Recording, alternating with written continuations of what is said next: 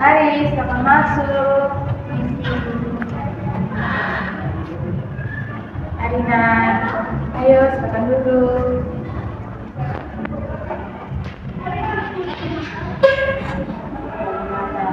Apakah diri kamu sudah nyaman? Sudah, Ibu. Bagaimana kabar kamu hari ini? Puji Tuhan, kabar saya hari ini baik, Ibu. Syukurlah kalau begitu. Kalau boleh tahu maksud kedatangan kamu ke sini untuk apa ya? Jadi begini, Ibu, maksud kedatangan saya ke sini, saya ingin melakukan konseling terkait dengan masalah yang sedang saya alami. Iya, baiklah kalau begitu. Kira-kira sebelum kita melakukan konselingnya, ada baiknya kita menentukan waktu konseling dulu. Bagaimana kalau waktu konselingnya itu selama 40 menit saja? Apakah kamu setuju? Ya, Ibu, setuju. Baik. Sebelum kita masuk ke sesi konseling, Ibu ingin menanyakan apakah sebelumnya kamu sudah pernah melakukan konseling atau sudah pernah dipanggil terlebih dahulu? Kalau untuk konseling sudah pernah, Ibu, 1 tahun yang lalu. Apa yang kamu ingat tentang konseling? Konseling ya, Ibu. Yang saya ingat dari konseling itu bantuan yang diberikan kepada konseling, namun bukan saja kepada konseling yang bermasalah, tapi juga diberikan kepada konseling lainnya untuk mengembangkan potensi yang ada dalam konseling agar dia mampu menyelesaikan masalah yang dia alami. Baik, ternyata kamu masih ingat ya itu konseling. Baik, di sini aku akan menjelaskan lagi sedikit ya. Jadi konseling individu adalah bantuan tenaga ahli atau konselor yang di sini Ibu, yang dimana kita akan membantu menyelesaikan masalah yang sedang kamu alami atau masalah yang sedang terjadi dari saat ini ya. Nah, di sini kamu itu berperan sebagai konseling. Terus dalam bimbingan dalam konseling individual juga itu kita menurut asas-asas. Yang pertama itu asas kerahasiaan. Jadi di mana asas ini itu ketika Jenny menyampaikan permasalahannya Jenny kepada ibu, masalahnya Jenny itu hanya ibu dan Jenny saja yang tahu. Ibu tidak akan menceritakan masalah Jenny kepada pihak yang lain.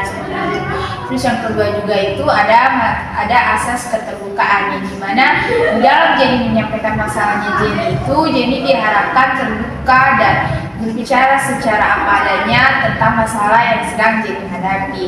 Terus yang ketiga itu ada asas kesukarelaan, yang dimana tadi Jenny datang ke sini ini berdasarkan atas semuanya Jenny. Itu seperti itu. Apakah Jenny sudah mengerti? Sudah, Ibu. Baik. Selanjutnya kita masuk ke sesi konseling ya. Apakah Jenny sudah siap? Sudah siap, Ibu. Oke, baik. Jadi coba Jenny ceritakan masalah apa yang sedang Jenny alami pada saat ini sehingga Jenny mau dikonseling oleh ibu. Jadi begini, Ibu, akhir-akhir ini saya tuh sering merasa cemas dan takut. Coba kamu perjelas lagi masalah kecemasan seperti apa yang kamu maksud tadi, Jenny. Jadi begini, Ibu, akhir-akhir ini saya merasa cemas dan gugup itu karena sebentar lagi saya akan mengikuti tes beasiswa untuk masuk ke perguruan tinggi setelah lulus SMA. Nah, hal ini membuat saya takut. Saya takut nanti hasilnya tidak sesuai harapan saya. Nah, ini membuat saya tidak fokus dan sulit untuk belajar dan juga sulit untuk tidur. Saya takut mengecewakan orang tua saya. Namun hal ini sudah diketahui oleh ibu dan ayah. Ibu dan ayah menasihati saya dan mendukung saya bahwa saya itu bisa untuk mengikuti tes tersebut dan akan mendapatkan nilai yang bagus. Namun tetap saja hal itu masih membuat saya kepikiran, Ibu. Tenang saja, Jenny. Apakah dengan peristiwa atau hal tersebut itu membuat kamu untuk tidak mau mengikuti tes beasiswa itu atau bagaimana? Tidak, Ibu. Saya mau mengikuti tes beasiswa ini karena menurut saya ini merupakan kesempatan yang berharga untuk saya untuk masuk ke perguruan tinggi dan juga bisa membanggakan kedua orang tua saya. Namun begitulah rasa cemas dan bingung ini yang membuat saya kurang yakin apakah saya bisa untuk lolos di tahap beasiswa ini. Jadi dapat dikatakan bahwa Jenny ini takut dalam mengikuti tes beasiswa tersebut. Benarkah seperti itu? Iya, Ibu, itulah yang saya rasakan. Apakah Ibu pernah mengalami hal yang sama? mengalami seperti yang dilihat alami seperti ini ya. Tapi ibu mengatasi hal tersebut dengan ibu berpikir secara positif, itu adalah kuncinya. Iya Ibu, saya sudah pernah melakukan hal yang seperti itu, namun tetap saja masih saja kepikiran. Tenang saja Najeni, dari pembicaraan kita tadi, Najeni sudah menjelaskan bahwa Najeni juga sudah membicarakan hal tersebut dengan orang tua Najeni, dan orang tua Najeni juga mendukung Najeni secara positif. Akan tetapi pada saat tidur malam, Najeni selalu kepikiran terhadap untuk menghadapi tes tersebut, gitu ya. Iya Ibu. Oke, baik. Berdasarkan masalah yang tadi kita sudah membahasnya itu tentang masalah kecemasan, di sini Ibu mempunyai salah satu teknik, yaitu teknik desensitisasi sistematik. Apa itu Ibu teknik desensitisasi sistematik? Oh iya, baik. Teknik desensitisasi sistematik adalah teknik yang digunakan untuk mengurangi tingkat kecemasan yang dialami oleh konseli, yaitu kamu. Nanti di sini teknik ini juga akan membawa kamu secara rileks, dan juga kita akan menguraikan tingkat kecemasan kamu mulai dari yang terendah hingga yang paling tertinggi. Apakah kamu sudah paham? Paham Ibu. Oke, baik. Nanti di sini kita akan melakukan teknik desensitisasi sistematik. Apakah kamu sudah siap?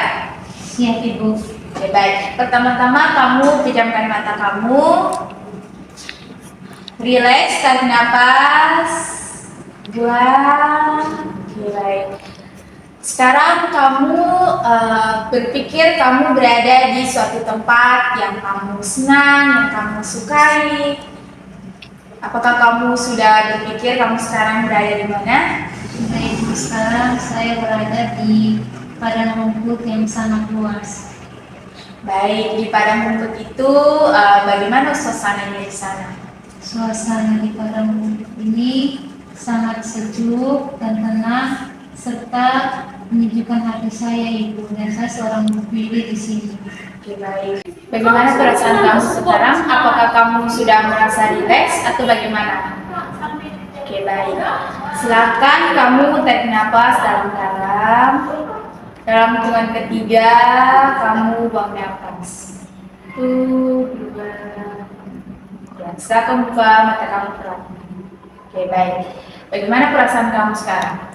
Perasaan saya merasa lega Ibu. Oke, baik. Di sini Ibu ingin kamu menuliskan perasaan kecemasan kamu dari yang terendah.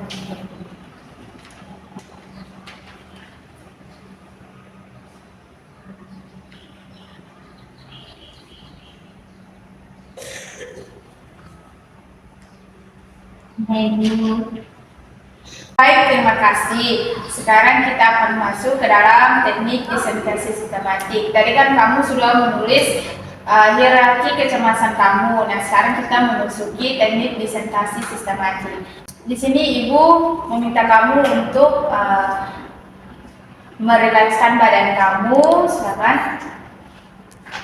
Nanti kamu pejamkan mata kamu, terus kamu hitung di dalam hati kamu sebanyak 3 kali. Kamu tarik nafas, lalu keluarkan dari mulut, seperti itu ya. Nanti kalau ibu bertanya kepada kamu, kamu bisa menurunkan kepala saja. Kalau kamu sudah mengerti, Ibu. Oke, baik, kita masukin sekarang. Silakan tutup mata, tarik nafas. Baiklah, sekarang kamu pikirkan kamu berada di kamar kamu, berada di tempat tidur, kamu baru bangun pagi, dan kamu akan melaksanakan tes beasiswa kamu. Apa yang akan kamu lakukan? Saya bangun dari tempat tidur, saya pergi ke kamar mandi, membersihkan diri. Perasaan saya saat itu belum terlalu merasa cemas Ibu. Baik, sekarang kamu pikirkan lagi, kamu sudah berada di jalan menuju tempat tes beasiswa kamu. Apa yang kamu rasakan? Saya berada dalam mobil dan membaca kembali buku. Di situ perasaan saya sudah mulai cemas dan takut Ibu. Baik, di sini kamu bayangkan lagi, kamu sudah sampai dan kamu berada di ruang tunggu sembari menunggu nama kamu dipanggil. Nah, bagaimana keadaan dan suasananya di sana dan apa yang kamu rasakan dan apa yang kamu lakukan? Baik Ibu, sekarang saya berada di ruang tunggu. Ruang tunggu ini begitu sepi. Hal ini membuat saya semakin merasa gugup, cemas dan takut. Tangan saya berkeringat, jantung saya berdetak begitu cepat, dan juga saya mulai merasakan keringat dingin di dalam tubuh saya, Ibu. Oke, baik, sekarang kamu tenang ya, Nak. Sekarang kamu pikirkan di tempat yang membuat kamu merasa nyaman, rileks. Nah, jika kamu sudah merasakan nyaman, rileks, dan tenang, kamu bisa menundukkan kepala kamu. Oke, baik, jika kamu sudah merasa rileks, sekarang kita kembali lagi. Kamu sekarang berada di ruang tunggu dan sekarang kamu menunggu nama kamu dipanggil. Terus bagaimana sekarang perasaan kamu? Saat ini masih merasa cemas dan takut, namun sudah tidak terlalu, tapi tangan saya tidak lagi berkeringat, namun jantung saya masih berdetak cepat, Ibu. Oke, baik, sekarang kamu memikirkan lagi, kamu berada di ruang tunggu, tapi ini nama kamu sudah dipanggil. Nah, bagaimana perasaan kamu setelah nama kamu dipanggil dan kamu pergi untuk menghadap ke sana? Ibu, sekarang saya berjalan memasuki ke dalam ruang ujian. Saya merasa semakin cemas, badan saya bergetar. Saya begitu merasa takut, Ibu. Tangan saya gemetar, keringat dingin hampir saya, Ibu, dan jantung saya begitu berdetak begitu cepat, Ibu, dan saya takut Ibu tidak bisa mengerjakan soal ujian. Oke, baik, kamu tenang ya. Sekarang kamu tarik nafas dalam-dalam, keluarkan dari mulut, dan sekarang kamu membayangkan ke tempat yang membuat kamu senang, nyaman. Jika sudah, kamu bisa menggembungkan kepala kamu. Oke, bagus. Sekarang kita kembali ya. Kamu silakan berpikir lagi kembali kepada kamu sudah memasuki ruangan tes tersebut dan bagaimana perasaan kamu pada saat itu. Perasaan saya baik, Ibu, tapi rasa cemas itu masih tinggi, Ibu. Baik, itu sudah lebih dari cukup. Sekarang kita masuk ke dalam hierarki kecemasan kamu yang lebih tinggi. Sekarang kamu bayangkan kamu sudah berada di ruang tempat tes beasiswa tersebut. Terus pengawas membagikan lembaran soal ujian kamu. Bagaimana suasananya dan bagaimana perasaan kamu? Baik, Ibu, sekarang saya sudah duduk di dalam ruang ujian. Ruang ujian ini begitu sunyi, Ibu. Hanya ada terdapat 5 orang saja termasuk saya, dan saya kembali merasakan takut, Ibu. Rasa takut mulai menyerang saya, Ibu, dan suasana itu kami semua merasakan gugup, Ibu, dan kecemasan juga sudah menyerang saya, Ibu.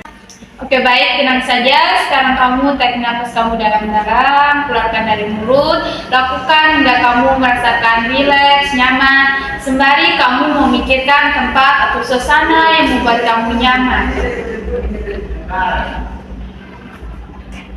Bagaimana? Apakah kamu sudah merasakan rileks? Oke, baik, bagus. Sekarang kita kembali lagi. Kamu berada di ruang tes tersebut dan pengawas membagikan soal pada kamu. Bagaimana suasananya dan bagaimana perasaan kamu? Baik, Ibu, perasaan saya sudah agak lebih baik. Namun perasaan cemas saya juga sudah mulai menurun. Namun perasaan kebal saya itu masih tinggi, Ibu. Oke, baik, sekarang aku minta kamu untuk melemaskan tubuh kamu, kemudian tarik nafas kamu dalam-dalam sebanyak 3 kali, keluarkan dari mulut. Lalu perlahan kamu membuka mata kamu. Baik, bagaimana perasaan kamu sekarang? Perasaan saya jauh lebih baik Ibu daripada yang tadi. Oke, baiklah kalau begitu. Ibu rasa kamu dapat mengikuti tes beasiswa kamu dengan baik dan lancar ya. Baik Ibu, terima kasih. Iya, sama-sama Najani. Ibu berharap kamu terus bisa dan kamu dapat berlatih untuk mengatasi kecemasan kamu ya. Dan Ibu juga berharap kamu dapat mengikuti tes beasiswa kamu dengan lancar dan penuh semangat ya. Ya Ibu, terima kasih dan saya akan berusaha semaksimal saya Ibu. Oke, baik kalau begitu tidak terasa ya waktu konseling kita sudah berakhir. Nanti kita akan melakukan konseling lagi untuk melihat pengalaman dan kemajuan kamu. Nanti konseling ini kita akan melakukan di hari yang sama ya, seperti hari ini dan juga di jam yang sama. Baik Ibu. Oke, baik ya. Kalau begitu Ibu saya permisi dulu Ibu. Ya, mari Ibu Terima atas kasih atas bantuannya. ya, sama.